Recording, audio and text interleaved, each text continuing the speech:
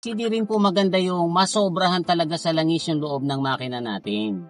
Kung ang sosobra po ay 1 tasa or 2 tasa, okay lang po yan. Pero kung halimbawa 1 litro or 2 litro ang mailalagay yung sobrang langis dyan, ay hindi na po yan maganda. Hindi naman po yan agad-agad na e-epekto sa makina nyo. Pero kung hindi po yan itatama, pwede po talaga yang mag-cause ng damage.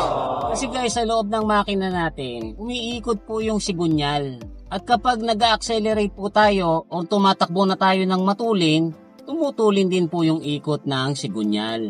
Ngayon guys, pag sobra naman sa langis yung mailalagay natin sa makina, tatamaan po ng sigunyal yung pondo ng langis na nahandoon sa may oil pan. At kapag paulit-ulit po yung tinatamaan ng sigunyal, magkokos po yan ng bubbles. At kapag malayo-layo po yung binyahin natin, magiging foamy po yung loob ng oil pan natin. Para po yung masasalang sa egg beater. Magiging foamy po siya.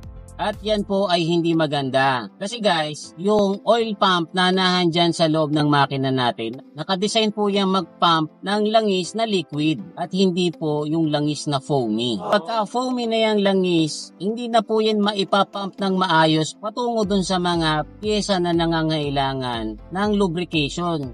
Lalong-lalo na po dun sa top part ng makina natin. Kung saan nahandun ang camshaft, na paikot-ikot din. Kapag nagkulang na po yan sa lubrication, magkakaskasan na po yan, bakal sa bakal. Hanggang sa magasgas at mag-init, hanggang sa masira na talaga yung makina.